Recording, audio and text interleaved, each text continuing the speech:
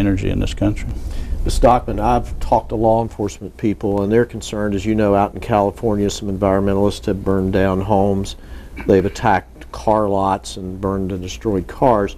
There's actually no proof of that. And in fact, the Earth First, the thing with Judy Berry, she was set up by the FBI, and the FBI actually was sued and lost because they were lying. They set her up.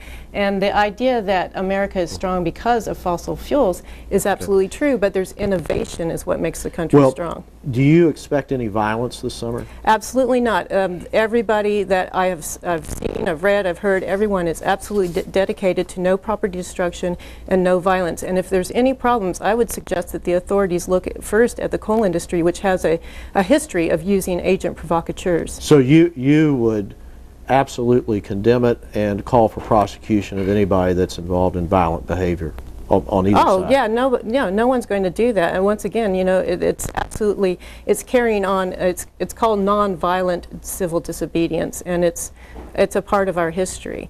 And it's very crucial that there be no property damage or violence. And if you want to look at property damage, take a look at Mountaintop removal. 2 to 3 million pounds of explosive used each day, is it? Each week? I forget, I'm sorry, a little nervous, but there's huge amounts of explosives that are used in Mountaintop removal. Mr. Blankenship, you have been the target, it seems, or your company has been, of some state regulators and federal regulators. Do you think Massey is being unfairly targeted by some regulators? Well, the first thing I'd like to say that I'm glad that Vivian agrees the innovation in fossil fuels, not environmental extremism, has made the country what it is today. As far as being unfairly attacked by regulators and so forth, I mean, we're the largest producer. Naturally, we're leading in terms of trying to get permits and trying to develop energy sources, and therefore, I guess we're the appropriate target from the environmental movement's view. So I don't know if it's unfair. I do think that it's undefined and it's selective, and it makes it very difficult. Ms. Stockman, do you think that Massey Energy gets a bum rap as far as all of these attacks from outsiders? What outsiders? Massey is the outsider. It's headquartered in Richmond, Virginia. And I think that the Department of Environmental Protection goes extremely soft on Massey. I've seen people, Mingo County. So you don't think they're getting a bum rap? No, I think a lot of people think that the rest of the coal industry thinks Massey's bad and makes them look bad, but I think they probably like him because they're, you know, they can go on, like Arch Coal can quietly go on blowing up mountains while Don's getting all the heat, but, you know, I don't think it's undeserved. Mr. Blankenship, the Manchin administration has been seen by some as pro-coal, and yet you have been sharply critical of the first 3 or 4 months as it relates to severance tax and other positions that the Manchin administration has taken. What's your opinion of the Manchin administration 5 months in? Well, my opinion is that, you know, we are continuing to tax the coal industry at alarming rates, and that because the market's high right now, there's been more acceptance of that than there should be. But the more that you tax energy production, the higher your utility bill is going to be, and the more your gasoline is going to cost you. And I think that people are pretty fed up with more and more taxes, which are eventually going to show up in their budget at home, just as the environmental movement's impediments that they place in front of energy production also show up in their cost of gasoline and home heating. So I would say that you know, Joe has done fairly well, but he had a $350 million surplus to work with and had no reason to pass a new tax. Ms. Stockman, what's your impressions of the first 5 months of the Manchin administration?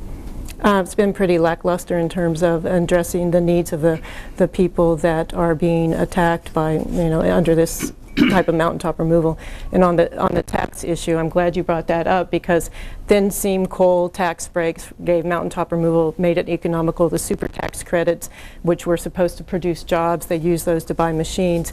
West Virginia individuals are some of the most heavily taxed in one of the poorest states. The out-of-state corporations, you know, they're not paying on their land holdings hardly anything. They're not paying on their coal reserves hardly anything. coal industry historically has externalized costs, and that's what we're paying a lot. If you know, they like to say that this is a great state in terms of, you know, the coal bringing so much prosperity, but I don't see the prosperity. I've been in Williamson, I've been in Del Barton. You know, I see poisoned water. I see people losing their jobs to machines. I don't see prosperity. So I shouldn't write you down as a friend of coal. No, you could write me down as a friend of the mountains. We'll be right back with more of this interesting conversation on this. Turn to decision makers. We're back. Let me ask a question to both of you. How deep is the divide between the two? Is there any common ground? Is there any way you can see coal mining and environmentally existing as it relates to mountaintop removal? Mountaintop removal? No, we absolutely want a ban on mountaintop removal. We would love to see the miners go back to work underground, and certainly there's abandoned mineland funds that could be used to, miners could start stabilizing. I'm not going to say reclaim because reclamation is impossible, but start stabilizing some of the messes, the vast messes the coal industry has left over southern West Virginia. Mr. Blankenship, is there any common ground between the two sides? Well, I think there's common ground between people who are genuinely interested in improving the environment and seeing the country do well, but there's not common ground with individuals that say they want to totally stop surface mining. It's a situation where, like the thin seam tax credit is an example of a misstatement. The thin seam tax credits do not apply to surface mining. They apply to underground mining. And the problem we've got, you know, is pretty basic. We're trying to let environmental extremism interfere with the production of energy that's critical to our homes, critical to our cars, critical to our lives. And it just makes no common sense whatsoever to do that. And I grew up in Del Barton and Mingo County. I don't visit there from somewhere else. And I know what it's like. It is a poor area. It's not poor because of surface mining. It'll be poorer without surface mining. Let me throw something out. I was talking yesterday with an observer of some of the court proceedings over the last couple years, and the comment was made that if both sides could be less doomsday in their approach to the proceedings and less combative, that West Virginia would be better off. Do you think that's a fair statement? I don't think that you know, the real issue is being examined here, which is what is happening to the people in the coal fields. When you're taking away their water, when you're poisoning their well water, when you're making children sick, there's like 100 sick kids around Lick and Sprawl in that area, Lick Creek. I don't think that, you know, that is really addressing the issue, and it's not a matter of doomsday. It's a matter of what's really happening. Okay, let's talk about flooding in southern West Virginia. Some say that surface mining creates flooding. Many say that done properly, that mining doesn't have an impact on flooding. Start with you, Mr. Blankenship. How do you respond to that? Well, I think there are stages during any construction process where the water will run off far more quickly than it will in its natural state. But the industry, once it's done its job, got the hollow fills in properly in the ponds and so forth, I think that the flooding impact is minimal, if at all. I also think the large impoundments in the ponds and so forth actually play a role in reducing flooding, and the fact that some of the hollow fills have been shown to be more permeable and do a better job of holding the water than the natural terrain did. So I think it depends on the stage. I don't think it's a big issue in terms of the whole picture. And essentially, I think you go right back to the fact that eliminating mountaintop removal is a bad choice for the people of West Virginia or the energy picture in the United States.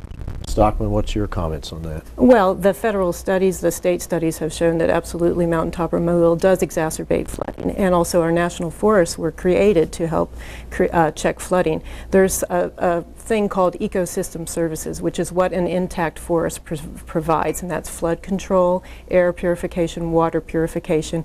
And it's interesting that you should say that, you know, the impoundments are actually helping flood control. When you had your massive spill over there on the West Virginia-Kentucky border with 3 billion gallons of slurry going out, when there's Massey's always in the newspaper for another Blackwater spill. I think, you know, there's a lot of flooding going on.